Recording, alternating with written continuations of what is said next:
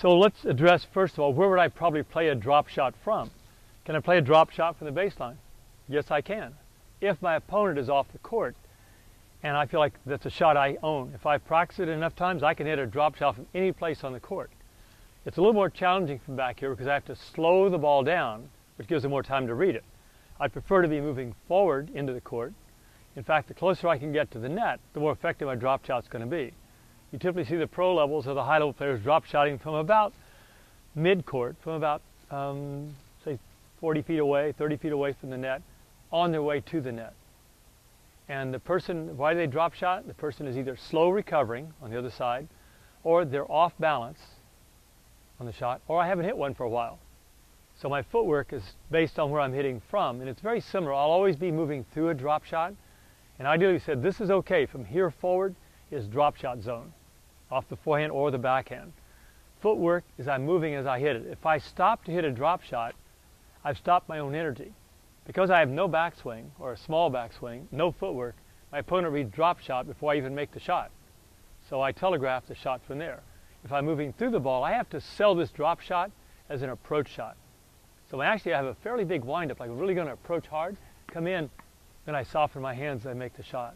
So I have to sell the approach shot first to be able to execute a successful drop shot. I want to move through the drop shot for several reasons. Number one is I want my feet to be providing power so my hands can absorb the spin to make the drop shot effective. The closer I get to the net, well, if I'm moving forward as I'm hitting, I can get closer to the net. If I stop, I now have to hit the ball from that spot. If I can get a foot or two further in when I hit it, greater chance I'll hit a good drop shot. So whether I'm hitting off the forehand or the backhand, my goal is to try to move through the ball as I drop shot so I can get to the net. So next, where should I go after I hit the drop shot? Should I stand and admire the shot? Should I go back or should I go in? Well, think about it from their side for a moment. If you just drop shot them and they're in desperate trouble running for the ball, where do you think they're going to get the next ball? My guess it would be very short back because typically you try to drop a drop shot or they'd hit an angle. So if I stay back, I would simply expose myself by being in this official no man's land to another drop shot back or an angle back. I watched Federer the other night hit a drop shot from about 3 feet inside the baseline and sprinted to the net. Nadal ran in to try to get the drop shot. Federer was sitting there waiting and said, okay, where are you going to hit it? Because I got the court covered now. Had Federer stayed back, Nadal would simply have drop shotted Federer or hit a short angle ball. So drop shots are actually active shots.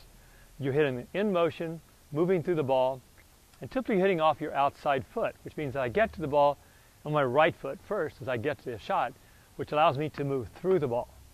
If I get there on my front foot, I have a tendency to do a little hop, which once again telegraphs that I'm not going to hit the ball deep. I've kind of popped up, and I've let my opponent have an advantage visually of what might happen.